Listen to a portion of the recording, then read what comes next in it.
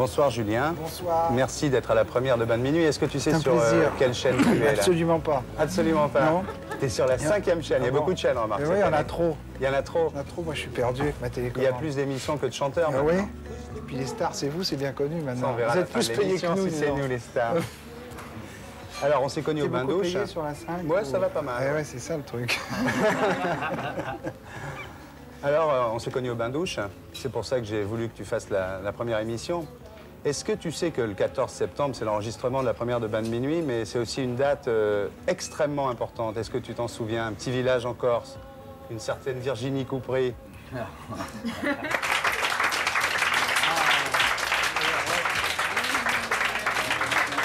Bonsoir. On est là sur la coudoir. Je vais faire souffler Virginie. Une petite place là. Tiens, souffle. Déjà? Bah oui. Un, 2, 3. Bravo, bravo, ouais. Qu'est-ce qu'il t'a fait comme cadeau pour ton mariage? Ben, pour je les 2 ans. là.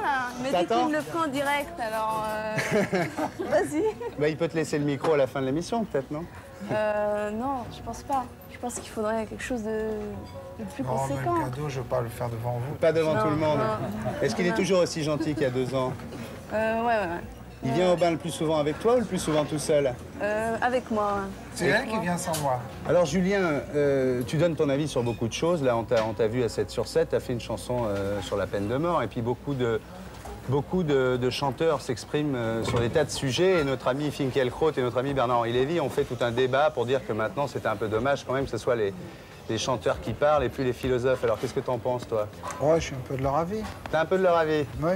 Et ça t'empêche pas de donner ton avis quand même? Bien sûr, si on nous le demande. Alors je te demande ton avis sur ce qui se passe en Nouvelle-Calédonie, par exemple. Je n'ai pas vraiment d'avis sur ce qui se passe en Nouvelle-Calédonie. Pourquoi? Je n'ai pas la solution des problèmes là-bas en Nouvelle-Calédonie. Tu penses pas que le sens de l'histoire, c'est quand même que la Nouvelle-Calédonie soit indépendante un jour ou l'autre? Je pense qu'il y a eu des écrits là-dessus qui ont dit des choses beaucoup mieux que moi. Et Le Pen qui dit que les chambres à gaz, c'est pas important, t'en penses quoi? Ça, vous devriez poser la question tout à l'heure à notre prochain invité qui a une excellente réponse. Ouais. Je ne veux pas la lui prendre parce que si jamais vous la lui posez, encore qu'il sera sûrement assez habile pour s'en trouver une autre. Mais enfin, c'est tellement indécent que je n'ai pas d'avis à vous donner là-dessus. C'est indécent. Tu donnes plus ton avis sur les faits de société cette année? C'est pas ça. Mais enfin, je veux dire, après un jugement pareil, je veux dire, c'est trop indécent. J'ai pas d'avis à donner. C'est la révolte. Je vais pas me mettre à me révolter devant vous. Tu veux qu'on parle du Rex alors? Si vous voulez, en passant. En passant, c'est quand? On fait comme chez Drucker. Alors, c'est quand le Rex? C'est en janvier? Le 12 janvier. Le 12 janvier. Pour combien de temps? Pour 1 mois et demi. 1 mois et demi? Ouais. Et pourquoi tu as choisi le Rex? Parce que ça change de Bercy. Alors tu sais que la nuit, il y a des gens formidables, tu le sais parce que tu sors pas mal la nuit et qu'il y a des photographes qui font des photos. Ouais. Alors nous, à Bain de Minuit, on en a un qui s'appelle Sylvain Bergère, qui a fait des reportages pour nous toutes les semaines. Et on va voir le premier reportage sur notre machine. Elle te plaît, notre machine? Tu la mettrais dans ta salle de bain, notre machine? Non, tu la mettrais pas dans ta salle de bain. Ça a été fait par un artiste qui s'appelle Pucci De Rossi. Attention, ce sera vraiment bien, mais je ne mettrai pas dans ma salle de bain. Le malheur, c'est que ma femme risquerait de le faire. Alors on va regarder le reportage de Sylvain Bergère. Désormais, ici, chaque semaine, vous retrouverez albums, les photos les plus folles des plus belles fêtes de Paris. Et pour commencer les soirées de l'été, par Sylvain Bergère.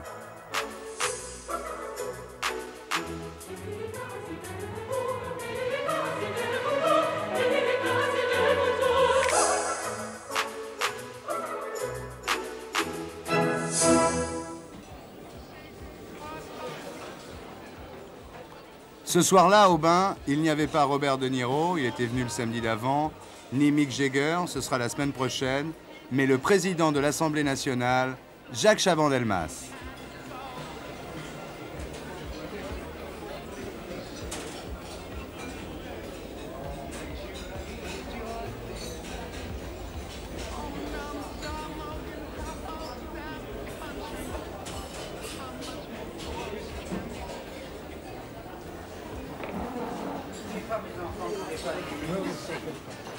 « 85 kilos vont s'immiscer très facilement. Ah, il faut garder le silence. Non, bonsoir, Président. Ah Comment va? Quelle surprise! Bienvenue parmi nous. Merci d'être là pour la première de Bain de Minuit. J'ai pensé que répondre à votre invitation était une sorte d'obligation à la fois sentimentale, morale, artistique. Merci. Quand j'ai su qu'il y avait celui-ci et quelques autres, j'ai pensé qu'évidemment je ferais un peu plat à côté d'eux, mais qu'après tout, Comme disait Libération, vous me relanceriez. Libération a dit que c'était plus fort que Madonna. Vous suivez mon regard. Ah, Vous êtes venu comment, Président? ben, je suis arrivé en avion de Bordeaux tout à l'heure. Vous êtes venu avec le Glam, non?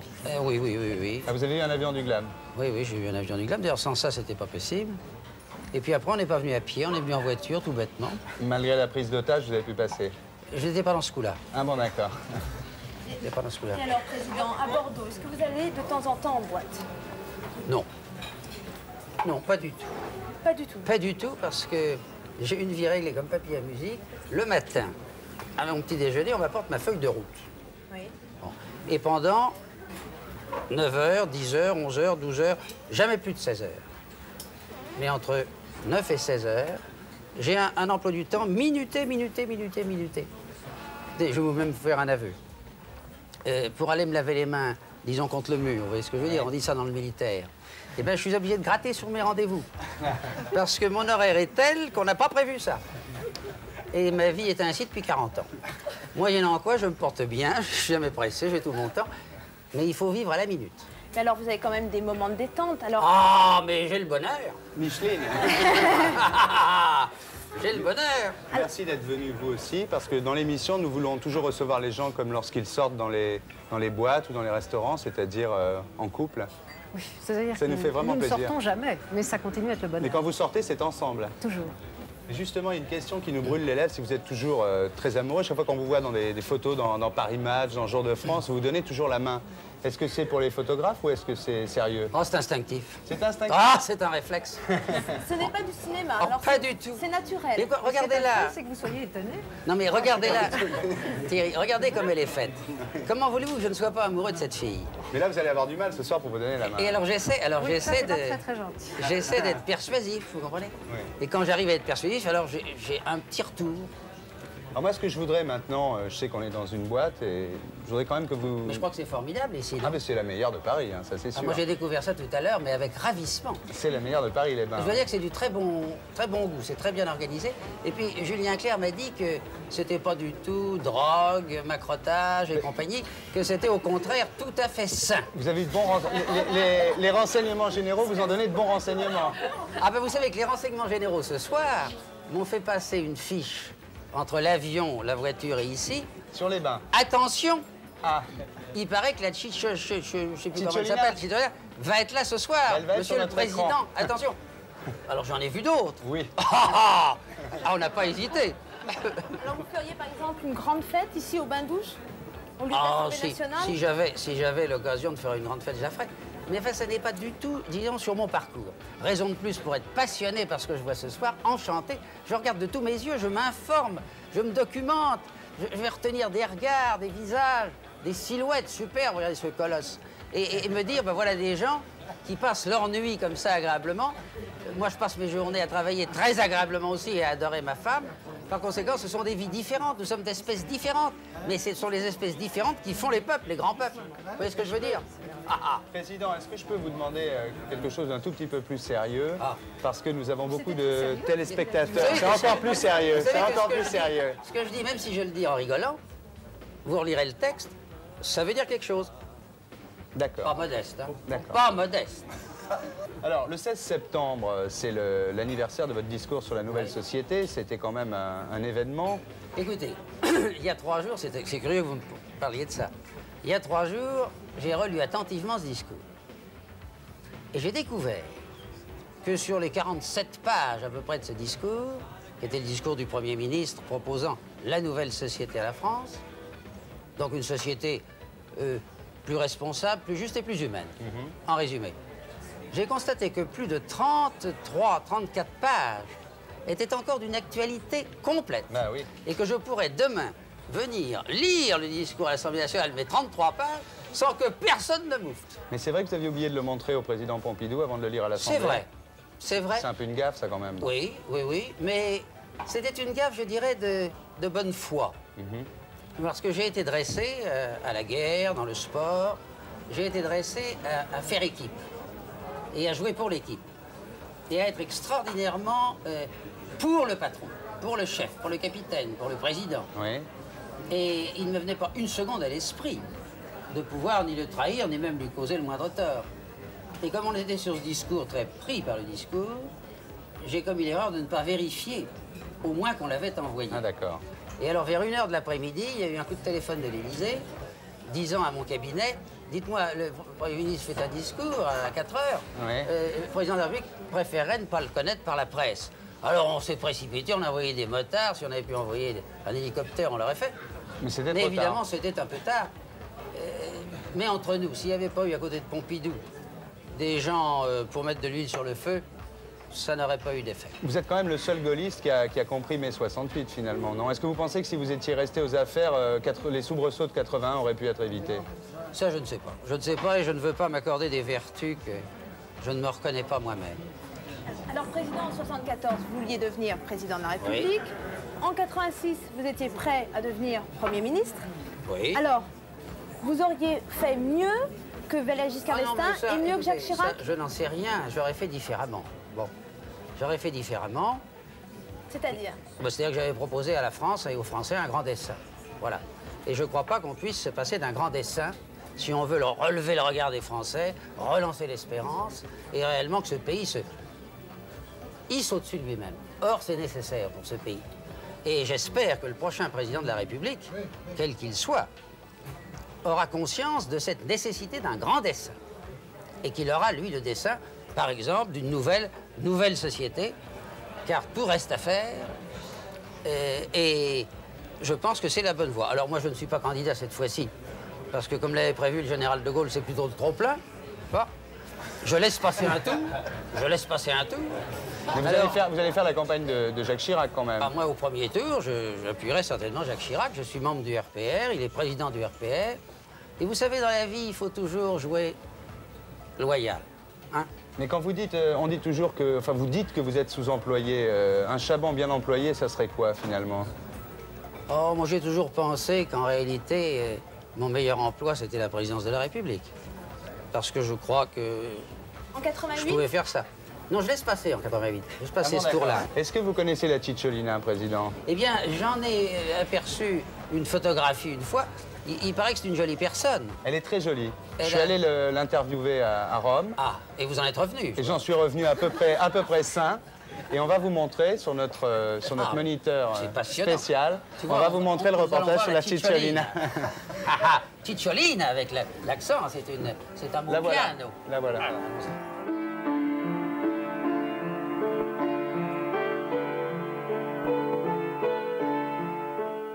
Cicciolina, quali sono le personalità celebri con le quali ameresti fare l'amore? Mitterrand? Cicciolino Mitterrand mi piace molto, è un cicciolino socialista. Chirac? No, con Cicciolino Chirac non lo farei, ma devo ancora conoscerlo. Reagan? No, con Reagan non lo farei l'amore. Gorbaciov? Gorbaciov è simpaticone, chissà, forse. Khomeini? No, con Khomeini no. Cattivone Khomeini. Gheddafi? Gheddafi è un colonnello, io sono contro i colonnelli. Pinochet? No. Jarulewski? Sì, lo farei. Perché?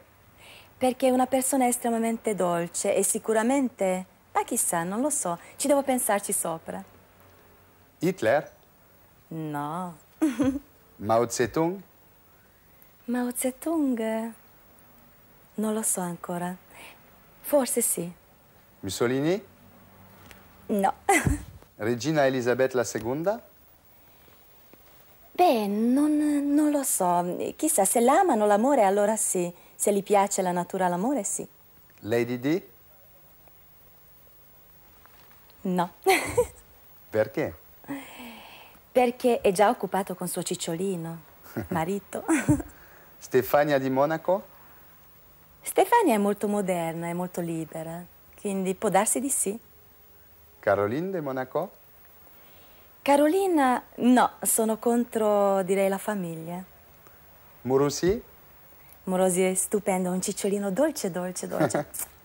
Berlusconi? Anche Cicciolino Berlusconi è molto dolce, io lo voglio molto bene, lo amo. E me? E tu sei stupendo. Tu sei nata in Ungheria. Tu ridicolizzi la democrazia. Quale prova abbiamo che tu non sei una talpa del KGB? Ma chissà se io non sono in effetti venuta in Italia per destabilizzare lo Stato italiano, chissà. Quale prova abbiamo che tu non sei un transessuale? Te lo faccio vedere? Sì. Sì. Quale prova abbiamo che tu non sei qui per procurare l'AIDS a tutti gli italiani? Beh, io dico che visto che l'AIDS non esiste, facciamoci tutti quanti insieme le nostre godutine, liberamente e gioiosamente. Cicciolina, tu ami Gesù perché è un uomo nudo sulla croce. Che prova abbiamo che tu non sei Satana? Sono cattolica. Chi ha scritto la Bibbia? Chi ha scritto la Bibbia? Non lo sa. Tu lo sai? No, personne lo sa. Personne ne sa. No, Persone- personne, comment c'est personne? Nessuno lo sa. Nessuno lo sa. Ah, nessuno lo sa? Sì.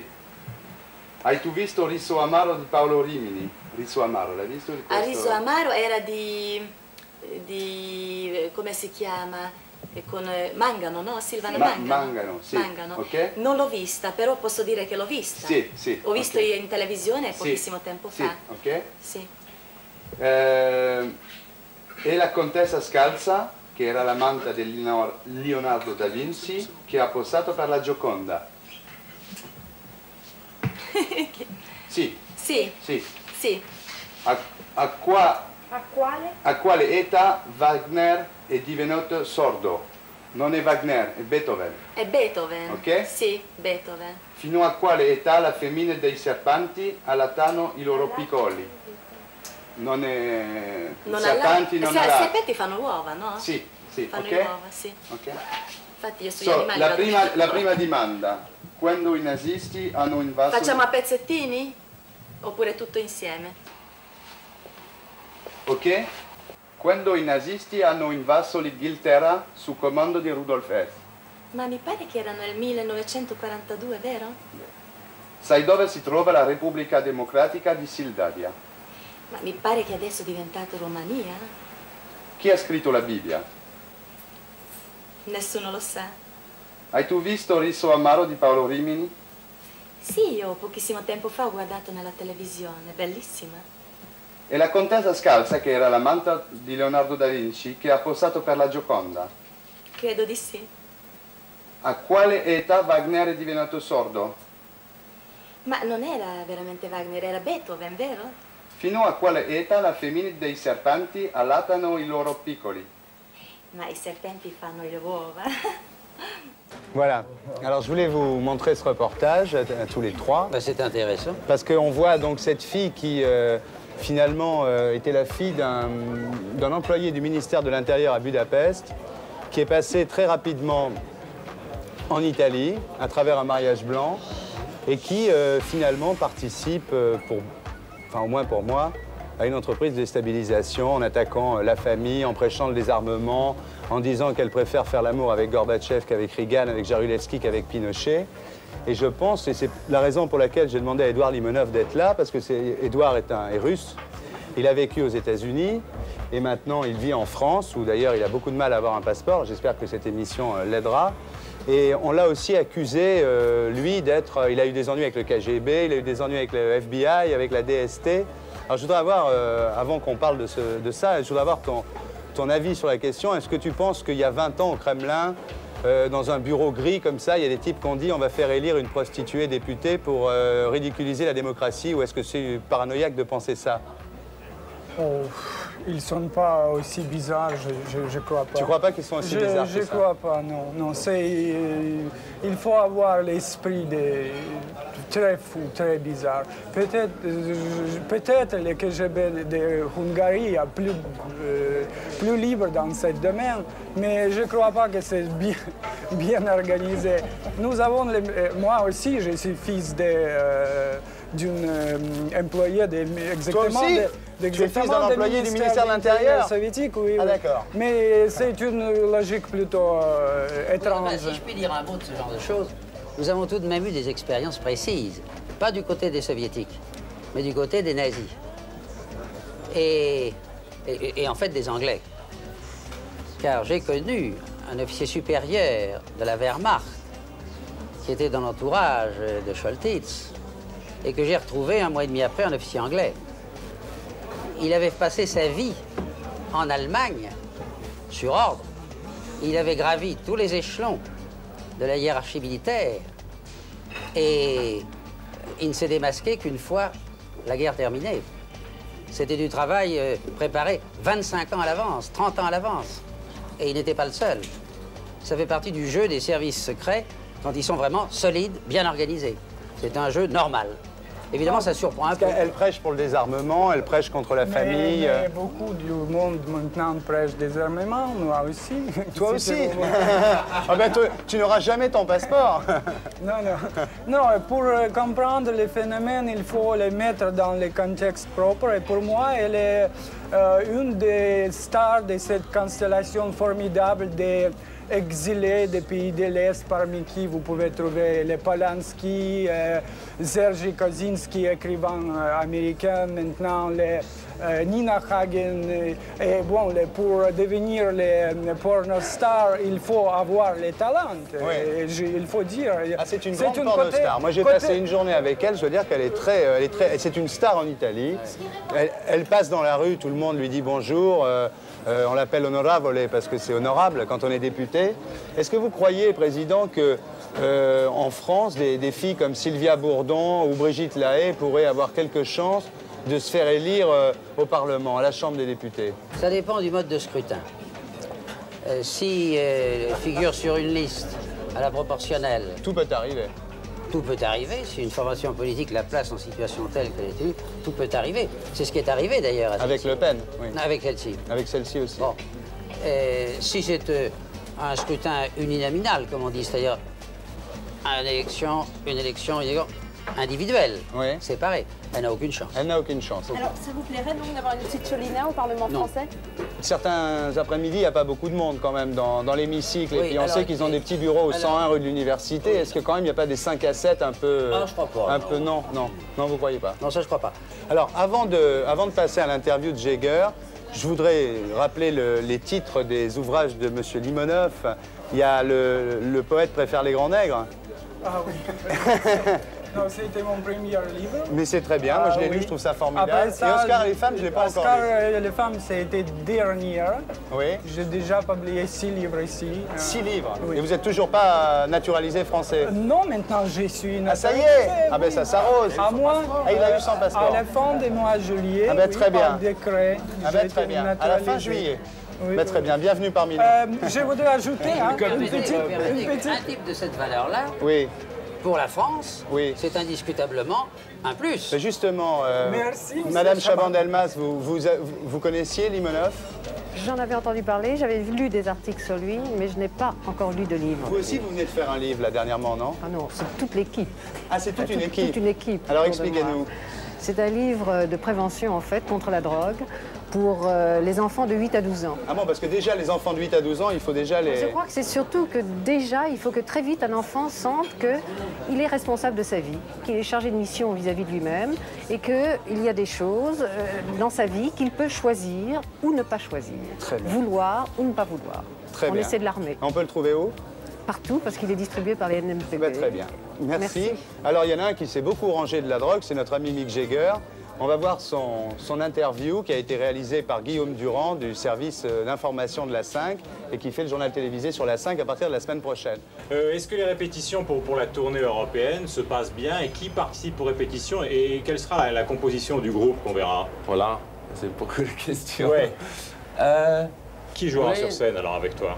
Je ne sais pas exactement. Je suis en train de choisir les musiciens. Ouais. J'en ai plusieurs, mais je ne sais pas exactement les noms. Je suis en train de les premières semaines de répétition. Ouais. Alors, moi, je les essaye beaucoup Ouais. avec les différents musiciens. Alors, en quelques semaines, je vais choisir. Après ça, on va choisir les shows, les chansons et tout ça. Mais alors, comment ça se passe quand tu choisis des musiciens comme ça? Tu auditionnes un peu comme pour le cinéma Oui, c'est un peu le même. Ouais. Mais les musiciens, si vous voulez, quand vous faites un film ou un disque, il y a peut-être dans le monde entier 50 musiciens qui est fantastique. Ouais. Hein? Et après ça, vous avez plusieurs sons qui est très bon. Ouais. Mais le premier rang, vous avez peut-être 50 dans le monde. Alors, je connais presque tout. Hein. Mais est-ce que c'est pas difficile pour toi de dire je préfère celui-là plutôt que celui-là? Aussi, le problème, c'est pas la façon simplement de jouer, c'est la façon de vivre aussi. Ça, c'est dans un groupe, s'il joue très bien, mais il est très difficile, c'est ça aussi, hein. Il faut vivre ensemble. Et alors la tournée, parce qu'actuellement, enfin, on voit en Europe partout des tournées gigantesques, celles de David Bowie, celles de Prince, Oui. qui sont des tournées colossales, des moyens terribles. Et alors là, tout le monde dit la tournée de Mick Jagger, c'est avec une tournée style club. C'est Oui, vrai? pas exactement club, mais je voudrais faire quelque chose de plus musical, qui est assez simple avec le spectacle.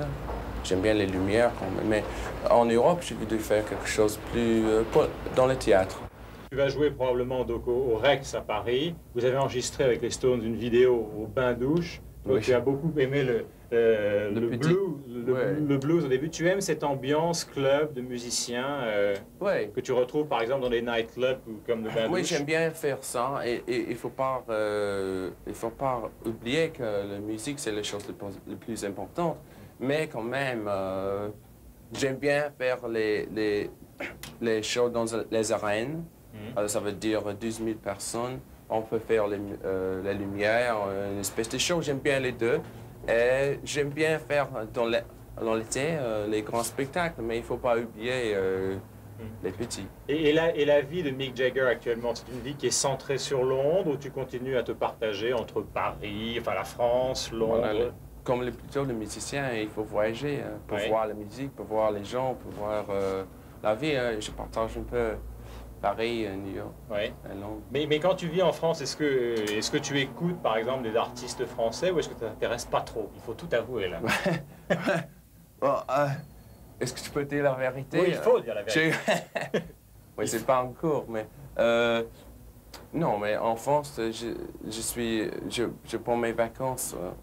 Alors, où je suis dans le studio enregistrement, et je vois pas beaucoup de musique. Ouais. Si je sors à Paris, c'est presque toujours la musique américaine. On va arriver au sujet épouvantable, c'est les Stones. Que se passe-t-il avec les Stones? Est-ce que vous vous voyez souvent? Est-ce que vous allez refaire des tournées ou pas? Oui, je vois assez souvent. Il y a alors, Charlie, Bill et Ronnie, ils sont tous à Londres. Ils habitent Londres. Moi, je suis... Alors, on se voit pour Keith, il est à New York, et moi, je suis pas là. Mais on a parlé de faire une tournée, je sais pas, dans un an, peut-être. Mais vous vous sentez toujours très très proches les uns des autres? Oui, mais on a eu plein de problèmes. Et moi, je ne peux pas arrêter de faire ma carrière si ils ne sont pas d'accord. Parce que dans la musique, il faut avoir l'harmonie. Et si vous n'avez pas l'harmonie, on ne peut pas faire la meilleure musique. Ouais. Alors moi, je voudrais continuer avec ma musique. Et je suis sûr que tous les autres, ils ont les projets.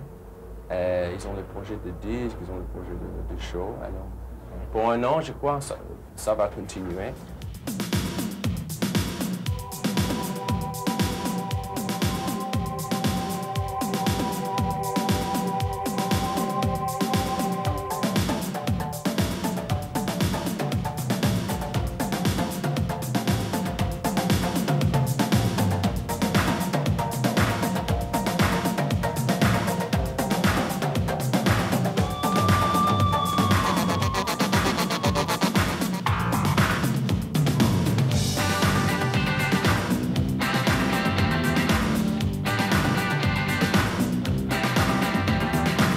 No sitting down on your butt. The world don't owe you. No sitting down in a rut. I wanna show you. Don't waste your energy on making enemies. Just take a deep breath and work your way up. Less work. Be proud. Stand tall. Touch the clouds. Man and woman. Be free. Let's work. Kill poverty.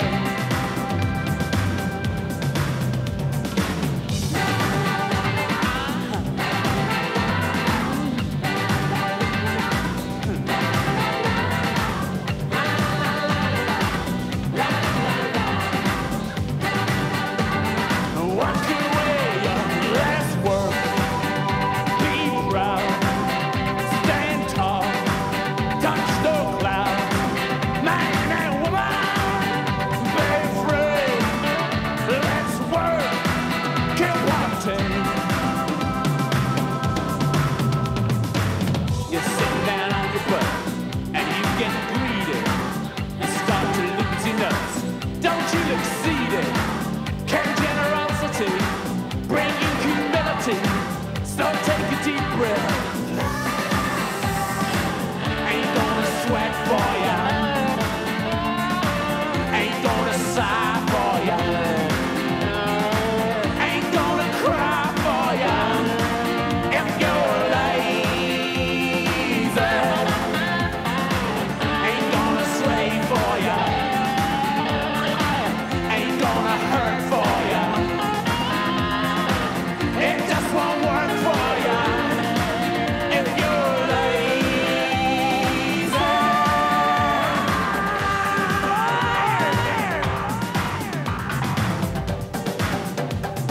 Come on, come on, come on, come on.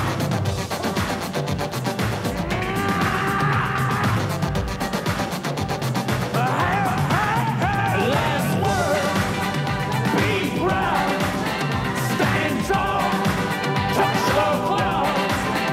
Let's work. Let's eat. Let's live.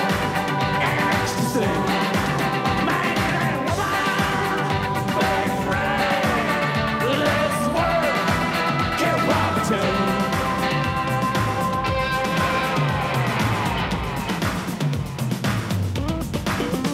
Let's work. Be proud. Stand tall. Touch the clouds. Man and woman. Be free.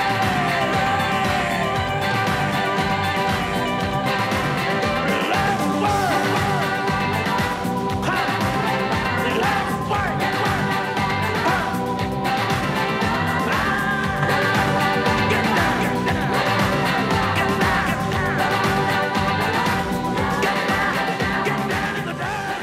Oui, alors dans les boîtes, on se rend compte, on rencontre des gens qu'on ne rencontre pas dans la journée. Et un jour, tu étais assis là, au salon, et il y a Roda qui est arrivé. Alors Roda, je ne sais pas si vous savez qui c'est, mais c'est quand même... Vous avez fait 8 albums ensemble, non, à peu près? Plus sûrement. Plus sûrement. Et puis alors après, on a lu dans la presse des choses que tu as dites qui n'étaient pas très gentilles quand même. Ça faisait un peu Lennon, mais ça faisait un peu Lennon et McCartney du style... J'ai dit c'était le How do chanteur de you sa sleep at génération. night? C'était un peu...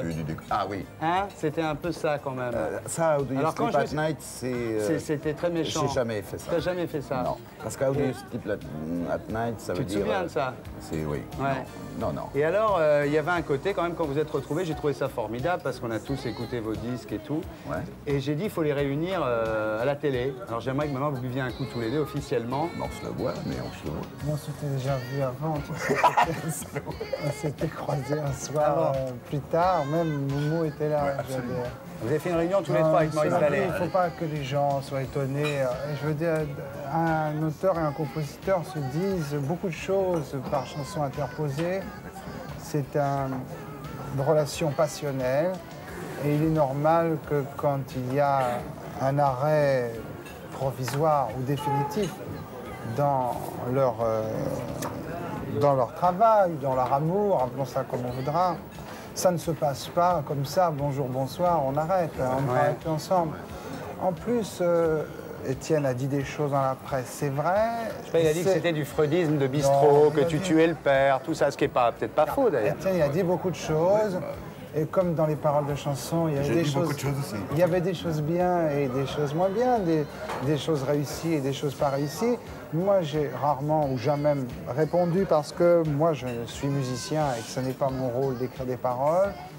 Une des choses qu'il a dit une fois, parce qu'à chaque fois, quand les choses étaient belles, bon, quand les choses n'étaient pas belles, il n'y avait pas à répondre, et quand les choses étaient belles, il n'y avait pas à répondre non plus, parce que je lui pardonnais tout, parce que c'était joli. Parmi les choses jolies qu'il ait dites, il avait dit qu'il arrêtait d'écrire pour moi parce qu'il ne tenait pas à faire le sac des petites filles. Ouais. Je pense que maintenant... Ben, c'est là où je voulais en venir, oui. Maintenant, il nous fait Vanessa.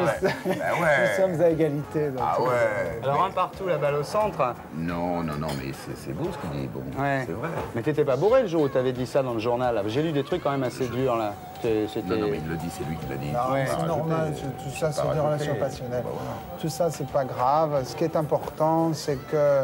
Il y a eu des chansons, tant mieux si elles restent dans le cœur des gens. Est-ce qu'un jour vous allez retravailler tous les deux? Peut-être, maintenant. Maintenant qu'on fait tous les deux le sac des petites filles. Attention, tu le reconnais, tu le reconnais. Attention, nous ne le faisons pas. Nous sommes la petite fille. Alors, la petite fille, Vanessa, combien t'as vendu de disques, là? Tu le sais, non? Non, je pense qu'on doit pas être trop loin d'un million. Pardon? On doit pas être trop loin d'un million. Pas loin d'un million. Ça fait beaucoup d'argent, alors. Quelle horreur. Mais pourquoi tu parles de ça, toi? Un mec bien élevé, quelqu'un de lié aux valeurs de ce monde, après Charmante ou avant, je ne Non, sais je sais pas. même pas en plus. Tu peux nous chanter Joe Taxi en... Non. Tu vas pas le chanter, là? Non, non. Même pas en espagnol? Si, je vais chanter en espagnol, mais pas ce soir. Pas ce soir. Toi, tu peux pas le chanter, toi? Ça serait difficile, moi. Tu veux c'est pas nous faire juste une phrase comme non, ça? non, ça, je préférerais que ce soit elle. Moi, bon. Étienne, il est C'est pas ma excellent. catégorie. Il est excellent dans une chanson de Céline. Tu connais par cœur les deux Oui, non, mais premières lignes. je peux pas le faire. Tu vas chanter Tu quelque peux la chose, dire, Julien. Nicolas, tu Non, peux la non, mais dire. je peux dire. Je vais te... Allez, dis-nous quelque Je chose. crève. Non, je te trouverai, charogne, un vilain soir. Je te ferai dans les trogne de grands trous noirs. Très bien, très bien. Alors, Vanessa, tu sais ce que c'est un newcomer, non? Non, Un newcomer, c'est quelqu'un qui monte. Alors toi, tu es un newcomer, mais comme newcomer, tout le monde emploie ce mot. Nous, on en a inventé un nouveau. C'est wannabe, because I wanna be a star. Tu sais ce que ça veut dire, wanna be a star, quand même? I wanna be your lover, baby. I wanna be your man. Alors maintenant, on va voir une séquence qui s'appelle les wannabe, où on voit des gens qui ont juste 30 secondes pour expliquer pourquoi ça va être des stars. Voilà, alors on va regarder ça. Il est reçu parmi les véritables libertins que les sensations communiquées par l'organe de l'ouïe sont celles qui flattent davantage et dont les impressions sont les plus vives. Sans doute, beaucoup de tous les écarts que vous allez voir peindre vous déplairont, mais il s'en trouvera quelques-uns qui vous échaufferont. Et voilà tout ce qu'il nous faut. Je m'appelle Serpentine Tessier, j'ai 24 ans. Je suis comédienne et je fais partie de la compagnie Patrice Bigel, La Rumeur. Mon téléphone, 43 27 91 31. Bonjour, je m'appelle Olivier Védrine, j'ai 24 ans et j'expose cette maquette or à la Cité des Sciences et l'Industrie dans le cadre de l'expo Eureka l'Europe. C'est un projet de grand hôtel pour les chercheurs scientifiques européens. C'est à la fois aussi un espace public, tout le dôme là, un espace privé, les cellules, et un lieu d'échange, un lieu de travail qui est l'auditorium. Il y a un terrain d'accueil, c'est Saint-Séverin, en plein cœur du vieux Paris, de la grisaille. Et ce projet rayonne entre Saint-Jacques et Saint-Germain. Voilà, 42 93, 42 14. Beau chapeau, hein? 1910. Un peu compliqué. Comme mon nom, Dror Roublev. C'est pas moi qui l'ai créé. Moi, j'ai créé des personnages. En fait, j'adore les costumes. C'est ça mon métier. Je dirige les costumes de Paris. C'est pas une mince affaire, mais c'est fascinant. C'est fascinant de créer des personnages qui vont vivre pendant 2 heures, le temps d'un film, le temps d'une fête. Vous sortez là, ce soir, habillé comme ça? Vous me laissez faire. 48, 78, 41, 02. Non, les boules de cristal, c'est pas mon truc. Je m'appelle Cyril Strauss, j'ai 30 ans, et c'est l'astrologie traditionnelle qui m'intéresse. Et je la pratique depuis longtemps. Alors, si vous avez envie de faire un cadeau à la star de votre cœur, allez lui chercher dans les étoiles son thème astral sur cassette. Pour cela, c'est simple, il suffit de me communiquer son heure, sa date et son lieu de naissance en appelant Love Astral au 45 43 31 60. Bonsoir, je m'appelle Marc Askenazi et j'ai 29 ans. Je suis éditeur. Et j'ai cassé ma tirelire, c'est pour faire Abricot. Abricot, c'est un magazine pour les enfants comme moi, entre 18 mois et 4 ans. Il y a des contes et des comptines, il y a des jeux et des histoires. Il y a même des conseils pour mes parents. Abricot, c'est en vente dans toute la France, chez les marchands de journaux ou par abonnement. Vous m'appelez au 40 67 96 41. Bon, ben maintenant, je vais me brosser les dents et puis je vais faire dodo.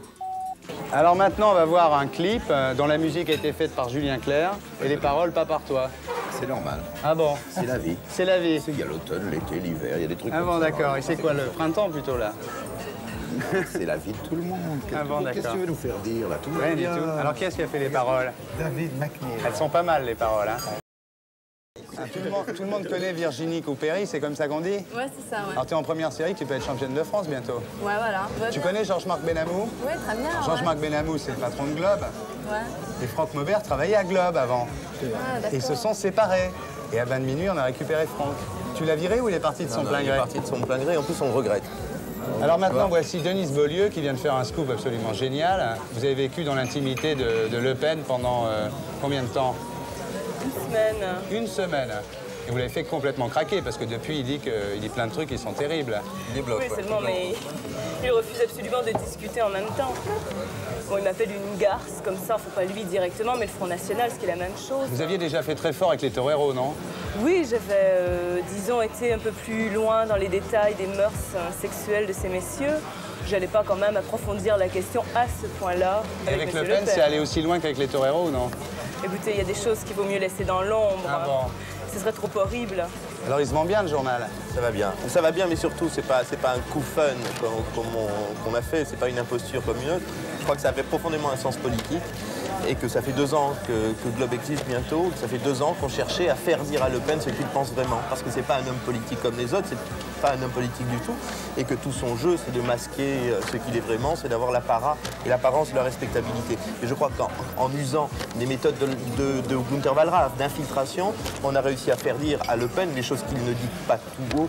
Hein, Maintenant, il le dit à la radio, maintenant. Maintenant, il a débloqué à RTL dimanche dernier à la radio où il a dit « J'ai le monde sous les yeux, les chambres à gaz, un point de détail ». Je crois qu'il est devenu fou. Je crois que Globe a réussi à démontrer que c'est un raciste obsessionnel, un antisémite obsessionnel et un homme profondément vulgaire. Pas un homme politique respectable, pas un homme politique comme les autres. C'est ça la grande leçon et ce qu'on a voulu démontrer. Et c'est ça le grand mérite de l'article de Denise. Et c'est notre mission. Je crois que sans lui, l'air sera un peu meilleur. Sans les totalitaires de toutes sortes, c'était dur? Écoutez, d'avoir sa patte sur sa cuisse comme ça, non? Oh ben moi je jouais comme à Mission Impossible, hein. Je suis une fervente de Mission Impossible. Avec le photographe là, Tibert, vous avez eu peur des fois quand même, non? Le photographe s'est éclipsé discrètement d'un commun accord pour que le parti puisse me prendre en charge. Et tout ce qui a marqué dans le journal, c'est vrai? Tout à fait. D'ailleurs, il n'y a rien de plus excitant que la vérité. Bravo. Bravo Georges-Marc. Bravo Denise. Alors maintenant, Franck, tu vas nous parler de notre feuilleton qui commence ce soir. Oui, c'est les Vaducules. Les frères Vaducules qui sont 2 fous de photos, nés au Kenya. C'est des Indiens du Kenya, non? Ce sont des Indiens du Kenya et qui vivent à Londres. Ils sont très jeunes, ils ont environ 23 ans et ils font des photos un peu démentes. Ils sont fait remarquer notamment avec une photo de Gauthier paré dans The Face. Tout à fait. Un peu le pendant de Globe. C'est moins un télo Globe, le Face, quand même. Oui, c'est plus fun. Alors, on va voir le premier épisode du feuilleton des Vaducules, 5 minutes par semaine, désormais, dans 20 de minuit. Merci à tous.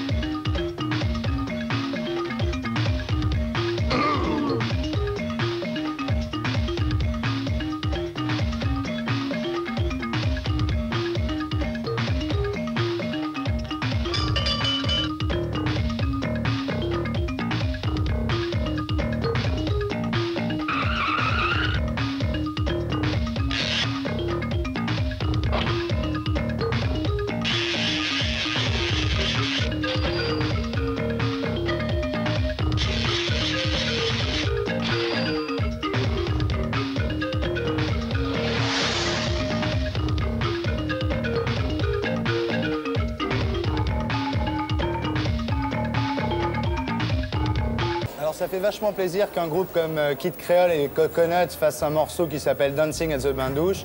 Manque de peau, maintenant, ça s'appelle Les Bains.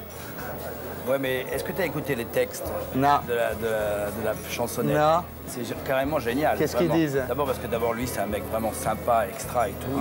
Il aime la nuit, il aime vraiment s'éclater, s'amuser. En plus, le texte, il est très fort. Il dit, si un jour les Russes, ils occupaient l'Europe, qu'on pourrait plus bouger, nous les Américains, donc eux, bien sûr, de ne pas voir la pyramide, de ne pas voir le pont suspendu, de ne pas voir Babylone. Ils sont fous, mais c'est de ne pas venir danser au bain qui leur viendrait vraiment, tu vois. Ça, c'est vraiment sympa. Kid Creole, Dancing at the Bain-Douche.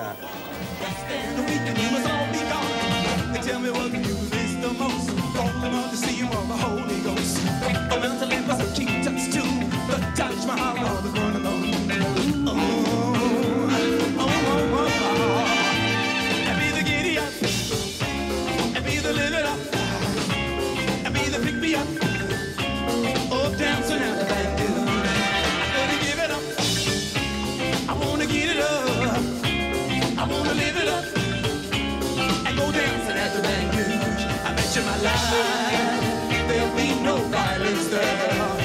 There'll be loads of nationalities, lots of atmosphere. I get up. I get up. Jam. Pop satellite. Pop satellite. Ease on it. Ease on it. Pop satellite.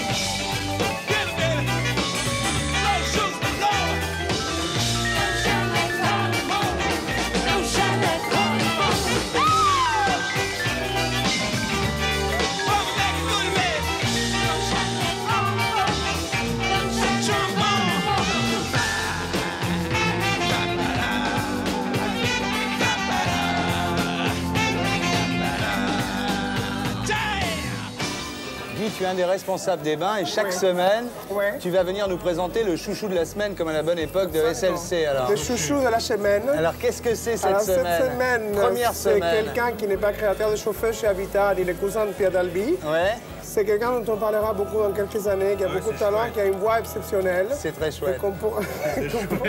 C'est chouette. Hein, qu'on pourra comparer à Prince, à Michael Jackson. D'ailleurs, il a le look déjà, non? C'est nouveau noir, un peu délavé, comme ça. C'est un américain ou un anglais? Obstiné. Il est américain, il est déserteur de l'armée. Et il habite en Angleterre? Il habite en Angleterre, il est numéro 1, il passera à Paris à la Cigale au mois d'octobre. Très bien. Et puis il est mignon, non? Il ressemble à Michael Jackson. Il est pas mal, Terence Trent D'Arby. Oui, Terence Trent, lui aussi. Redire son nom. Délavé, pétiné, petit pouce, il est parfait. Il a une grande voix. Hein. Il est parfait. Et vous, mademoiselle, qu'est-ce que vous faites alors dans la vie? Eh bien, dans la vie, je sors un disque au mois d'octobre chez CBS qui va s'appeler Victime d'essence. Je ne connaissais pas de naissance. Non, enfin les deux, c'est super, hein, de toute façon. Vous vous appelez comment? Et Elisabeth Grosz. Oui. Peintre. Comme le Voilà, exactement. Vous êtes parente avec le peintre? Oui. Très bien. Et j'ai eu la chance d'avoir pour les paroles Caroline Loeb et Pierre Grillet. C'est pas mal, oui. C'est la Watt. Et pour la musique, Philippe Panquion. Et ben voilà. Enfin, on a eu beaucoup de plaisir à travailler ensemble et j'espère que ça va vous plaire. Et Jackie aussi. Alors maintenant, on va voir une interview, la deuxième partie de l'interview de la Cicciolina. Alors c'est l'interview définitive, c'est l'interview la plus hard possible. Ah, non. Si. Tout est passé en revue là. Le Kleenex. Allez, Cicciolina 2.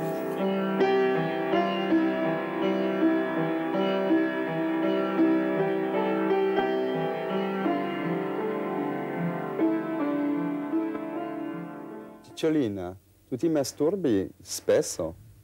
Sì, io dico sempre viva la masturbazione. Tu utilizzi spesso un fallo in plastica? Sì, perché nelle discoteche italiane, anche adesso all'estero, faccio l'amore con un fallo trasparente di cristallo. O melanzane? Melanzane? Beh, mi piace la verdura. O zucchine? Come ti dicevo prima, sì. Cetrioli? Mi piace mangiarlo. Carote? Buono, fa bene agli occhi. Tu utilizzi spesso paglie di geisha? Non l'ho capito bene, veramente. Paglie di geisha? Non conosco. No. Tu peux lui expliquer, Françoise? Viens voir. Ok. Tu supporti i preservativi? Beh, io non credo nei preservativi perché non ti fanno sentire sensazioni nella sessualità. Hai già fatto il test di AIDS? Io dico che l'AIDS forse non esiste, è stata inventata, però se esiste, non certo si riprende tra il rapporto tra un uomo e una donna. Esiste solamente le persone che usano le siringhe e trasfusioni di sangue. E non per la omosessualità? Non facendo però rapporto tra un uomo e una donna, parlo di sessualità. Sei clitoridiana? Mi piace la sessualità, mi piace essere anche clitoridiana, però mi piace fare l'amore con un uomo con il cicciolino duro, lungo, lungo. Certo. Sei vaginale? Sono vaginale. Sei anale? Anche anale, sì. Anche? Sì. È importante per te la misura del sesso del maschile? No, importante avere la consistenza di fare l'amore bene con un uomo. Utilizzi la pillola, il diaframma o lo spermicida? Ma io dico, in effetti non sono d'accordo con Cicciolino Papa Wojtyla che dice fate l'amore per procreare. Io dico fate l'amore per il piacere, quindi io uso anche la pillola. Hai già abortito? Non mai. Hai già fatto l'amore con 2 uomini? Anche con 100 insieme, no, sì. No, con 100. Con 2? Anche con 2, sì. Anche 3? con 3, sì. 4? Anche. 5? Sì. Sì? Sì. È vero? Sì, e mi piace pure. E con un bambino? Con un bambino non ho mai fatto, anche perché credo che i bambini, all'età dei bambini, devono ancora giocare con le bamboline o con i giocattoli. E con un anziano? Con un anziano non ho fatto l'amore, era semplicemente un voyeur che mi guardava mentre facevo l'amore io. E con un handicappato? Con un handicappato mi piacerebbe fare l'amore perché sono molto più sensibili delle persone normali, sono buoni dentro di loro, dolci. E con un travestito? Con un travestito mi piacerebbe fare l'amore. E un transessuale? Anche se devo dirtelo che forse con un transessuale un giorno ci siamo baciati a lungo. Hai già fatto l'amore con una donna? Sì, io ho fatto non solo con una donna, con tante donne insieme. Quanti? Saranno stato anche 10, su un grande letto rotondo. Con un cane? Col cane ancora no. Che voglio? Un cane lupo? Un cane danese? Un cagnolino? Beh, io non sono contro gli animali, mi piacciono molto, però non ho mai fatto l'amore. Chissà, mi piacerebbe provare con un elefante. Con un elefante? Con un maiale? I maialini sono molto erotici, devo dirtelo. Un asino? Gli asini sono molto belli, mi piacciono anche gli asini. Un rinoceronte? No, è troppo grande, troppo cicciottello. Tu sei una guardana? Sì, io sono anche una guardona, mi piace molto, mi eccito, mi bagno. Tu ami essere aggredita? No, mi piace molto fondamentalmente la dolcezza. Io sono una persona molto dolce, molto sensuale, quindi amo la dolcezza e la sensualità. Fustigata? No. No. Tu pratichi la coprofilia? Sì. E l'endomania? Anche, mi piace moltissimo. Dove è il luogo il più strano dove ha fatto l'amore? Io in luoghi pubblici, sulla macchina, nei laghi, dappertutto. Dans toutes les émissions de télé, on voit Myriam Dabo. Dans toutes les autres, on voit des extraits de James Bond. Pour Bain de minuit, Philippe Guérin a essayé de trouver un James Bond français. Vous allez voir ce que ça donne. Ça commence à l'Holiday Inn. En avant.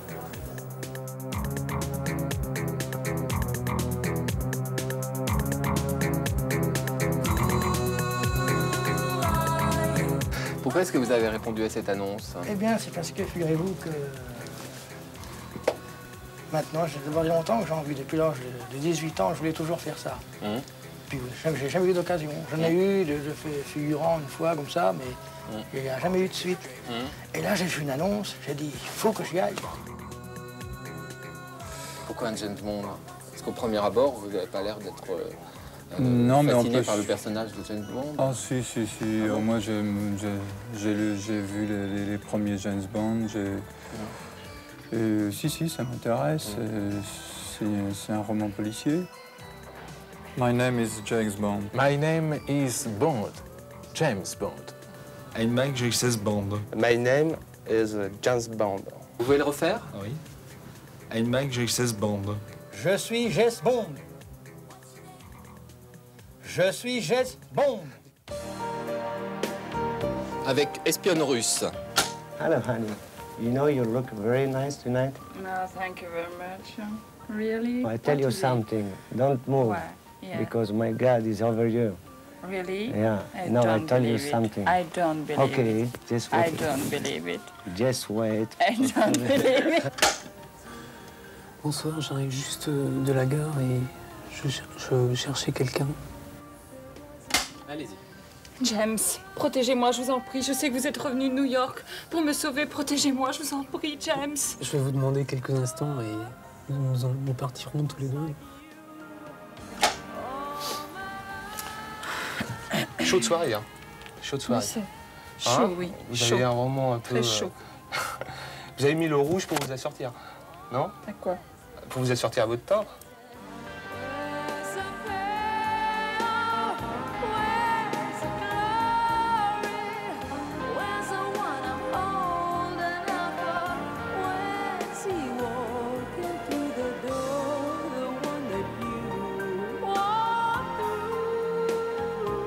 Je suis Jean Bond. Je suis Jean Bond. Est-ce que vous seriez capable Oui. de redescendre maintenant, comme ça, les 4 étages avec des ficelles, des cordes? Vous pouvez m'amener les cordes? En rappel. C'est possible ou pas? Bah, à partir du moment où je le descends en rappel, oui, pourquoi pas. Oui, mais alors là, non. Ouais, là, il n'y a pas de problème, là. Là, il n'y a pas de problème, mais la corde est un peu courte. Enfin, vous êtes prêt à le faire, mais pas tout à fait. Vous doutez de moi? Oui. Ah bon? C'est bon? Peut-être pour descendre, là, vous pouvez peut-être enlever votre veste, non? Ça va pas être pratique pour vous. Non, c'est pareil. Ouais. Et puis, on y va.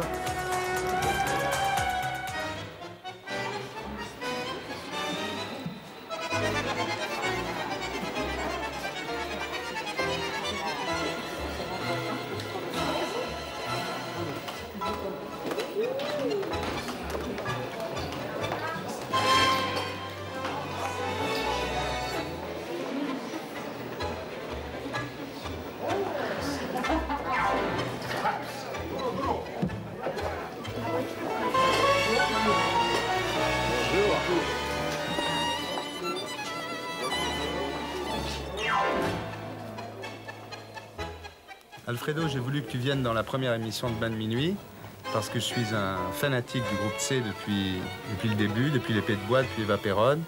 Je crois que Comédie policière a été un grand moment à Chaillot, avec le décor qui s'ouvrait, la maison qui s'ouvrait. J'ai vu Luxe au Palace. Et puis il y a 10 ans, Peine de cœur d'une chatte anglaise.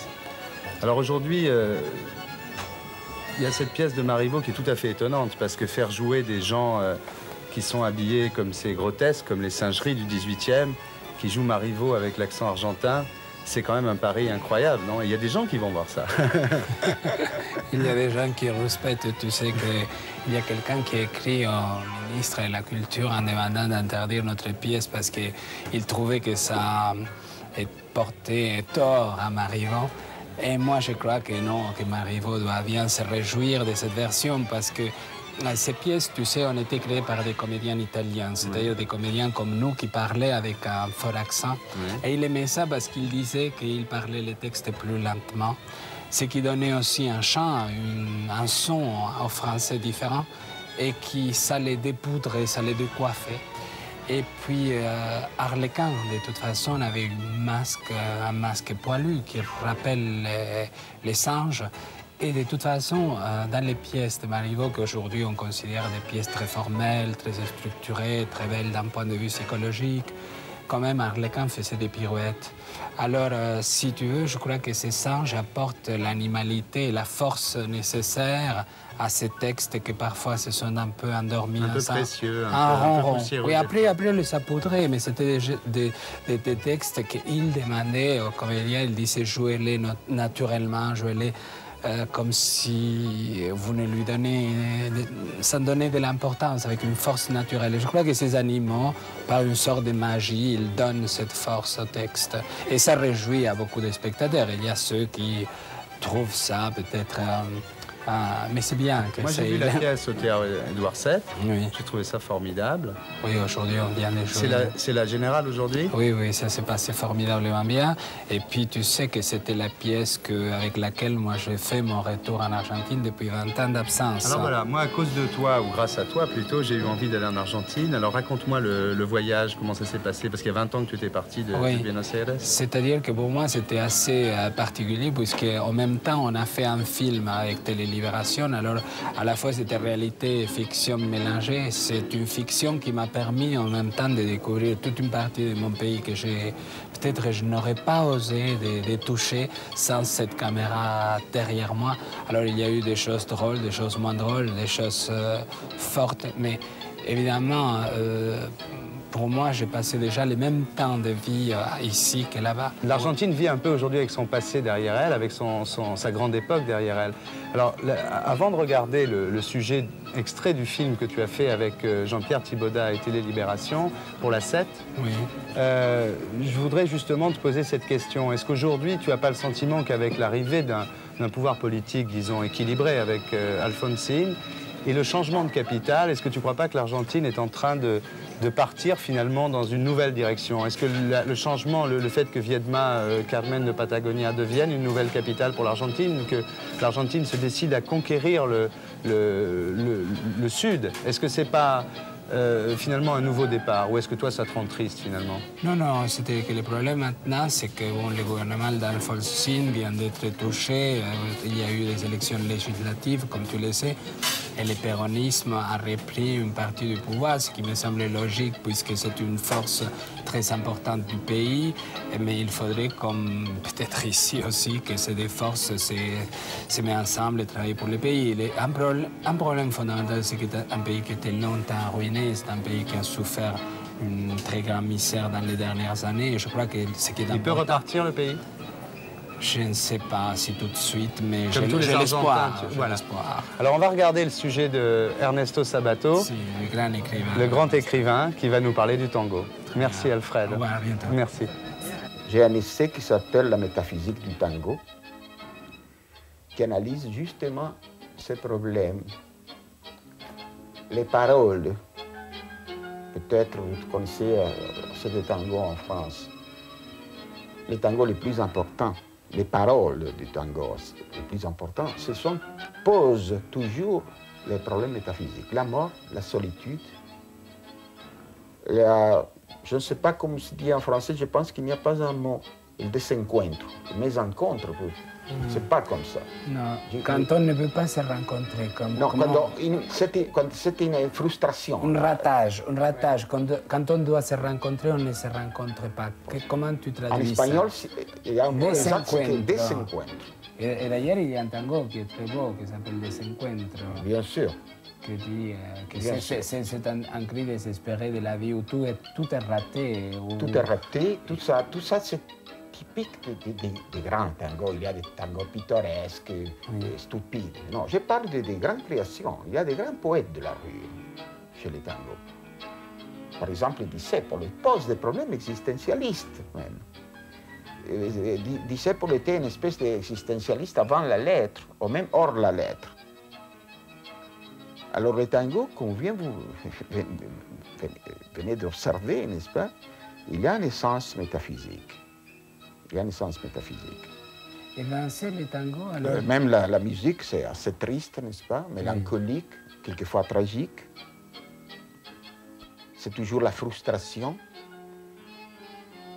Toujours on parle de la mort, de la vie qui s'en va et qui ne retourne pas. Il y a des lettres, se va la vie, se va une vuelve. Ah, ça tourne. Bon, ça tourne, moi je vais y aller. Oh là là, Etienne, j'y vais. Ouais, parce que j'ai présenté un groupe de tango. Vous voyez maintenant, s'il y a quelqu'un qui a du champagne ce soir, c'est bien. Alors, on va y aller. Ok, all right. Let's go. Ah, c'est bien. Il est bien. C'est good, ça. Excusez-moi, j'éteins ma cigarette quand même.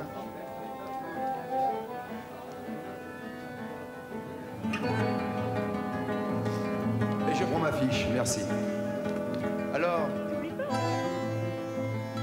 on a derrière nous le groupe Luis Rizzo Trio.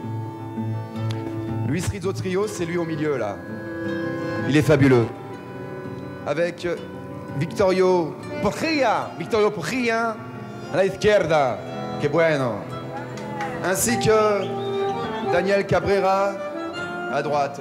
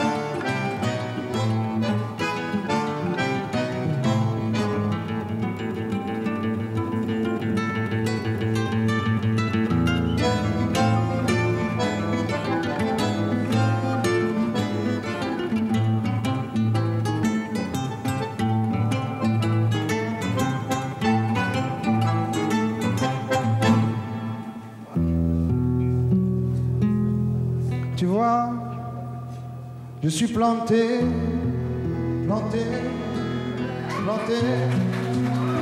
au milieu du désert, dont mes rêves sont faits. Des enfants astronautes gonflent mon cœur pour le voir s'envoler au milieu des splendeurs. Tu vois, je suis planté au cœur de Buenos Aires, la ville aux yeux fardés, au fond de cet estuaire où viennent les pétroliers donner à la rivière un long baiser salé.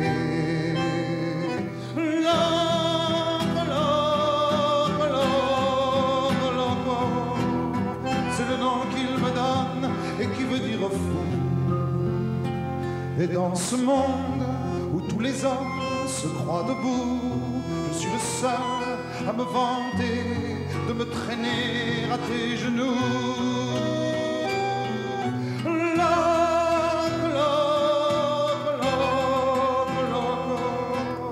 C'est le nom qu'il me donne et qui veut dire fou. Et dans ce monde où tous les hommes se croient debout, je suis le seul à me vanter de me traîner à tes genoux. Tu vois, je suis planté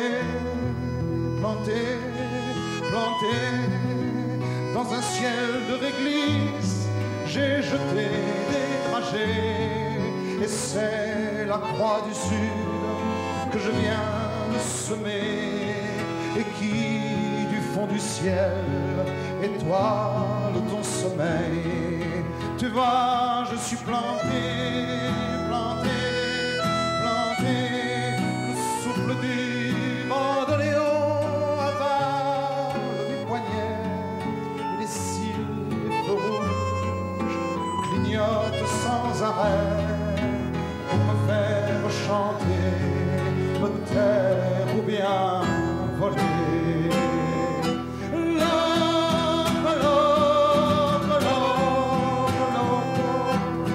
C'est le nom qu'il me donne et qui veut dire au fou.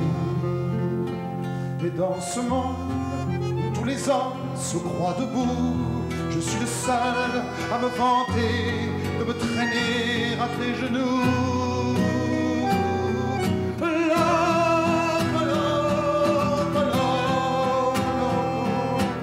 C'est le nom qu'il me donne et qui veut dire fou.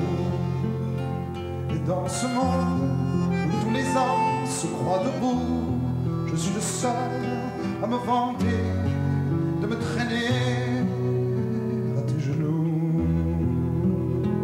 Tu vois, je suis planté, planté, planté.